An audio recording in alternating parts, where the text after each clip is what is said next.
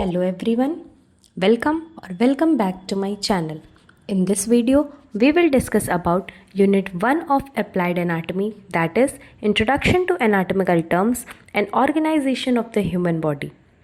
Today we will discuss about Introduction to Anatomical Terms relative to position, about anatomical planes and also about movements of the human body. Let's start with introduction part. The systematic study of human body is performed under two disciplines. That is, first one is anatomy, in which we study about the structure of any organ, and second one is physiology, in which we study about the function of any organ. Means हम anatomy में उसके structure की study करते हैं किसी organ के, और हम physiology में किसी organ के function की study करते हैं. Anatomy is also known as study of different structure of human body and their relationship with each other.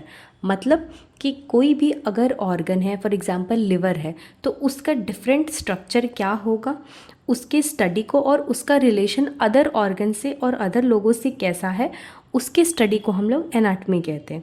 Whereas physiology जो होती है वो होती है study of function of these structure. Means liver का function क्या है उसके study को हम लोग physiology कहेंगे. Anatomy is made up of two Greek words. First one is ana, which means up, and second one is stemos, which means to cut. So basically anatomy is the science of body structures and coordination among various body structure. Anatomy जो होती है वो science of body structure होती है और उसका क्या coordination है अलग अलग बॉडी स्ट्रक्चर से, उसकी स्टडी को हम एनाटमी कहते हैं. अगर हम ह्यूमन की एनाटमी स्टडी कर रहे हैं तो उसे हम ह्यूमन एनाटमी कहेंगे. अगर हम एनिमल की एनाटमी स्टडी कर रहे हैं तो उसे हम जूटोमी कहेंगे. और अगर हम प्लांट की एनाटमी स्टडी कर रहे हैं तो उसे हम फाइटोटोमी कहेंगे. We will talk about physiology. Physiology is the combination of two Greek words, physics and logos. Physics means nature and logos means study. It means physiology is the study which is related to mechanical, physical and biochemical functions of living organism. कोई भी अगर living organism है उसका क्या mechanical function है, क्या physical function है और क्या biochemical function है, उसकी study को हम लोग physiology कहते हैं. Next we will study of introduction and definition of anatomical terms. Okay, for study point of view, our medical science has divided our body into various anatomical planes. Means they are the imaginary lines which are vertical or horizontal, which are drawn through an upright position of the body. The anatomical terminology of the body can be studied under three groups. First is directional terms, second is sectional planes and third is body cavities. इन तीन categories के अंदर हम लोग जो भी body की anatomical terminologies होती हैं उसको हम स्टडी करते हैं. So first we will discuss about directional terms. Directional terminologies are use to locate one body structure with respect to the other. Means एक बॉडी स्ट्रक्चर के रिस्पेक्ट में दूसरा बॉडी स्ट्रक्चर कहाँ लोकेटेड है उसको आइडेंटिफाई करने के लिए हम डायरेक्शनल टर्म्स का यूज़ करते हैं. इसमें कई सारी कैटेगरीज होती हैं which we will look after it. First one is superior or cranial head, means towards the head or upper part of the body. In this, the end of the head lies in the uppermost position, therefore it is known as superior end of the extremity. For example, the head is superior to the chest. Next one is inferior or caudal end. It means towards the feet or lower part of the body. This part starts from extremities of the main body or the trunk along the legs in the downward direction. Means extremities जो भी main bodies की हैं या फिर जो trunk से लेकर नीचे legs के direction में downward movement में जा रहा है उस part को हम include करेंगे inferior section में. For example, the stomach is inferior to the lungs. Next is medial, that is towards the midline of the body. Midline is an imaginary line which passes through the longitudinal axis of the body, dividing it into two equal halves from the middle. This is known as medial position. Example, the nose is medial to the eyes, means जो nose हमारी होती है वो दोनों eyes के बीच में आती है. Next one is lateral. Lateral means away from the midline. In this, the body is divided into two fragments through the midline and the body structures remains away. Means जो भी हमारी midline होगी उससे जो पार्ट जितना दूर होगा उसे हम उतना ही लैटरल बोलेंगे. Like the ears are lateral to the eyes. Means हमारे मिडलाइन के बगल में आइज होती है, उसके लैटरल में मतलब उससे दूर हमारे ईयर्स होते हैं. So ears are lateral to the eyes. Next is proximal, which means close to the point of attachment. For example, limbs. It describes a body part that is closer to a point of attachment or closer to the trunk of the body than another part. Means proximal means कोई चीज़ किससे कितनी जुड़ी हुई है. For example, the elbow is proximal to wrist. अगर हम wrist से देखें तो सबसे पास में उसके कौन सा है, सबसे क्लोजर पॉइंट ऑफ अटैचमेंट किसका है, एल्बो का है. सो द एग्जाम्पल में हो जाएगा क्या, elbow is proximal to the wrist. Next is distal. Means farther from the point of attachment. For example, limbs. Means position is opposite of proximal. It means that the particular body part is farther from the point of attachment or farther from the trunk of the body than another part. For example, fingers are distal to the elbow. Means if we consider elbow, then fingers are distal from it. Okay. Next is superficial.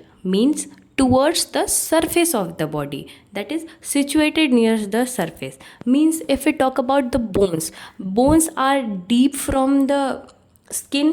And if we talk about muscles, so muscles are superficial or skin is superficial to the muscles. Means muscles के ऊपर ही जो चीज़ किसी के ऊपर है, किसी के surface पे है, तो skin is superficial to the muscles. Next one is deep. Deep means away from the surface or more internal. Example, bones are deep to the skin. Means skin से वो away हैं और more internal हैं, तो bones are deep to the skin. Next one is intermediate. Means between two structures. Between two structures अगर कोई part आ रहा है तो उसे हम इंटरमीडिएट कहेंगे. तो इंटरमीडिएट में क्या होगा, जो क्लैविकल होता है वो इंटरमीडिएट होता है ना स्टर्नम और शोल्डर के बीच में. So clavicle is intermediate between the sternum and shoulder. Next one is palmar. Palmar means anterior surface और ऑफ हैंड या पाम. जो हमारे हैंड या पाम का एंटीरियर सरफेस है उसके कॉन्टैक्ट में कोई चीज़ आ रही है तो उसे हम पामर कहेंगे. Planter means inferior surface of foot और सोल. फुट और सोल के हमारे इन्फीरियर सरफेस मीन्स उसके नीचे का जो सरफेस आ रहा है उसे हम प्लांटर कहेंगे. So these all were the directional terms. Next we will discuss about anatomical planes of the body. We will talk about the anatomical planes of the body. In this, there are several type of anatomical planes of the body. First one is sagittal plane. So, in sagittal plane, an imaginary line slicing the body from head to toe into two equal halves is drawn from top to bottom. Here we consider a sagittal suture. The way it is placed, our body is also cut in that form, which divides it into two equal parts. That is known as sagittal plane. Next, if we talk about the horizontal or transverse plane, this plane is parallel to the ground and passes through the body at 90-degree angle to both coronal and medial plane. Means ये जो plane होगा वो ground के parallel होगा और body के 90-degree angle पे जाकर उसको divide कर देगा दो equal planes में. That is upper portion and lower portion.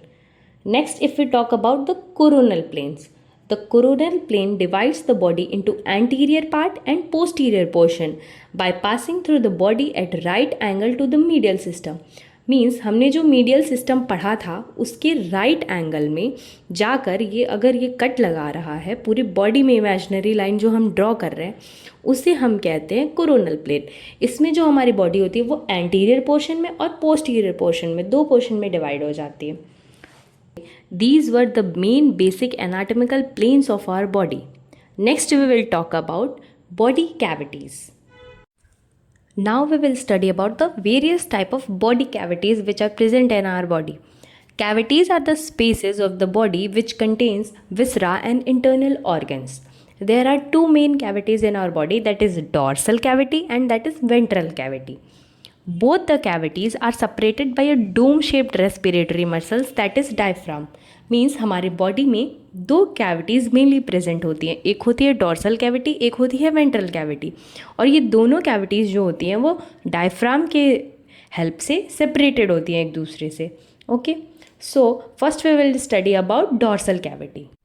जो डॉर्सल कैविटी है वो स्मॉलेस्ट होती है among the other two main cavities. ठीक है, जो भी हमने दोनों कैविटीज़ पढ़ी उसमें से डॉर्सल कैविटी जो होती है वो स्मॉलेस्ट होती है. इस कैविटी में जो ऑर्गन्स होते हैं वो more posteriorly within the body situated होते हैं. डॉर्सल कैविटी भी जो होती है वो फर्दर सब डिवाइडेड होती है टू पार्ट्स में. First one is cranial cavity, second one is spinal cavity. जो फर्स्ट पार्ट होता है उसमें जो क्रेनियल कैविटी होती है वो इंक्लूड करती है जो अपर पोर्शन होती है जिसमें ब्रेन रहता है. जो सेकेंड पार्ट होता है वो होता है स्पाइनल कैविटी, वो इंक्लूड करता है जो लोअर पोर्शन होता है जहाँ पे स्पाइनल कॉर्ड रहता है. तो ये सारी चीज़ें जो होती है ये हमारी डॉर्सल कैविटी के अंदर होती है. Next we will study about ventral cavity. जो वेंट्रल कैविटी होती है हमने आगे पढ़ा था कि डॉर्सल और वेंट्रल की मीनिंग क्या होती है. सो जो वेंट्रल कैविटी होती है वो एंटीरियर पोर्शन में सिचुएटेड होगी, तो उसमें एंटीरियर वाले ऑर्गन्स आएंगे. उसमें क्या आएगा, थोरैसिक, एब्डोमिनल और पेल्विक एरिया. सो वेंट्रल कैविटी भी फर्दर डिवाइडेड हो जाएगी थोरैसिक कैविटी में, एब्डोमिनल कैविटी में और पेल्विक कैविटी में. अब थोरैसिक कैविटी क्या होती है? The cavity is present ventrally on the upper side of the body. It is also known as chest cavity. Means जो हमारे बॉडी में upper side of the body पे प्रेजेंट है वेंट्रल साइड में, उसे हम लोग थोरैसिक कैविटी कहते हैं. इसको हम लोग चेस्ट कैविटी भी कहते हैं. क्यों? क्योंकि ये लेटरली रिब्स से अटैच होती है और कॉर्डली अटैच्ड होती है डायफ्राम से. हमारे थोरैसिक कैविटी के अंदर trachea, lungs, heart, oesophagus, nerves और भी जितने भी लार्ज ब्लड वेसल्स हैं वो सारे आते हैं. Next if we talk about the abdominal cavity, तो जो एब्डोमिनल कैविटी होती है वो लैटरली अटैच्ड होती है हमारी बॉडी वॉल से, और पोस्टेरियरली किससे होती है अटैच, पेल्विक कैविटी से, और एंटीरियरली किससे अटैच्ड होती है, डायफ्राम से. सो ये कैविटी के अंदर क्या होता है, maximum part of the GI tract होता है, किडनी होती है और एड्रीनल ग्लैंड्स होते हैं. Third one is pelvic cavity. जो cavity, the pelvic cavity is bound dorsally by the sacrum, laterally by the pelvis and anteriorly by the abdominal cavity.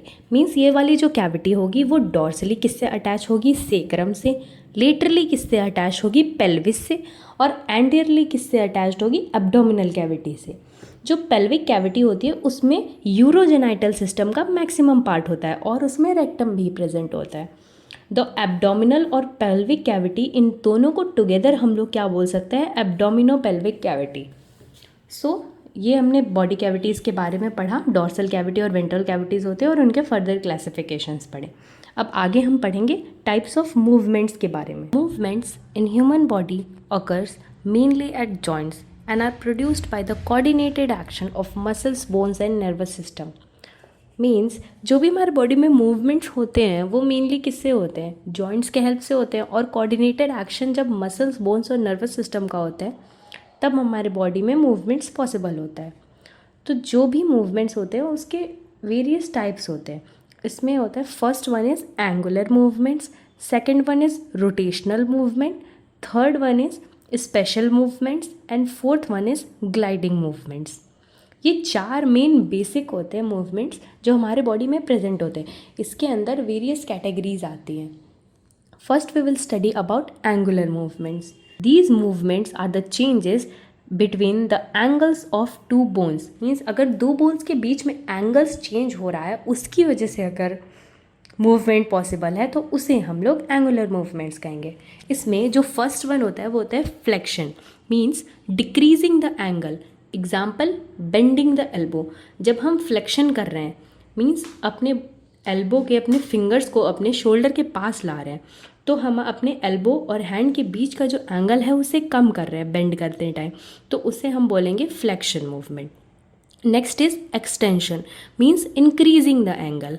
Strengthening the elbow, अगर हम अपने shoulder के पास से अपने elbow को दूर ले जा रहे हैं, अपने हैंड्स को, अपने फिंगर्स को दूर ले जा रहे हैं, मीन्स हम अपना एल्बो का जो एंगल है उसे इंक्रीज कर रहे हैं, तो that is known as extension. Third one is hyper extension. Hyper extension means external beyond normal range. Next one is abduction. Abduction means moving a limb away from the midline. कोई भी अगर limb है उसे हम अपना जो sternum portion है, mid line है, उससे दूर ले जा रहे हैं तो उसे हम एब्डक्शन कहेंगे। एग्जाम्पल, अपने हाथ को हम नीचे कर रहे हैं उसे हम एब्डक्शन कहेंगे। एग्जाम्पल, हम अपने हाथ को साइडवेज ऊपर उठा रहे हैं तो उसे हम एब्डक्शन कहेंगे। हमारे बॉडी से दूर जा रहा है, हमारे मिड लाइन से दूर जा रहा है तो उसे हम एब्डक्शन कहेंगे। Adduction means next one is adduction. Adduction means moving a limb towards the mid line, मतलब कोई भी अगर लिम्ब हम अपने मिड लाइन के पास में लेकर आ रहे हैं उसे हम एडक्शन कहेंगे। एग्जाम्पल, लोअरिंग द आर्म, अगर हमारा आर्म उठा हुआ है साइडवेज में उसे हम लोअर कर रहे हैं तो उसे हम एडक्शन कहेंगे। Next one is circumduction. Circumduction means circular movement which includes combining flexion, extension, abduction, adduction. ये चारों को कंबाइन करके जो भी हम मूवमेंट करते हैं सर्कुलर डायरेक्शन में उसे हम कहते हैं सर्कमडक्शन। एग्जाम्पल, हम अपने हाथ को सर्कल में घुमा रहे हैं, arm moving the arm in a circle, उसे हम सर्कमडक्शन कहेंगे। Next one is rotational movements. First हमने एंगुलर मूवमेंट्स पढ़ लिए क्या होते हैं, अब हम पढ़ेंगे rotational movements. Rotational movements means movement around a central axis. कोई भी एक सेंट्रल एक्सिस है उसके अराउंड अगर हम मूवमेंट कर रहे हैं उसे हम बोलेंगे रोटेशनल मूवमेंट्स। इसमें जो पहला आता है वो होता है मीडियल या इंटरनल रोटेशन और दूसरा होता है लेटरल या फिर external rotation. Medial turning towards the mid line movement जो भी हम कर रहे हैं उसे हम मीडियल रोटेशन कहते हैं। Internal rotation means turning the arm inward, अगर हम ऐसे रोटेट करके अपने हाथ को अंदर ला रहे हैं तो उसे हम लोग मीडियल रोटेशन कहेंगे। Lateral rotation means turning away from the mid line, means जो भी हमारा मिड लाइन है उससे अपने आर्म को हम बाहर ले जा रहे हैं घुमाकर तो उसे हम लेटरल रोटेशन कहेंगे।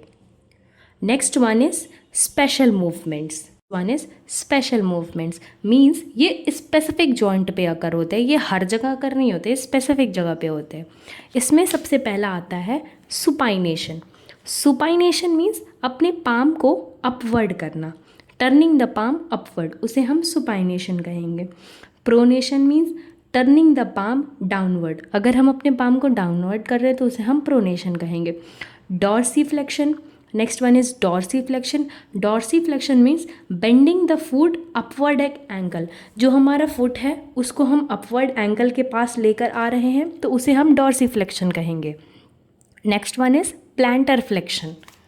Planter flexion means Poynting the toes downward, अगर हम अपने टोज को डाउनवर्ड कर रहे हैं तो उसे हम प्लांटर फ्लेक्शन कहेंगे। Next one is inversion. Inversion क्या होता है, turning the sole of the foot inward.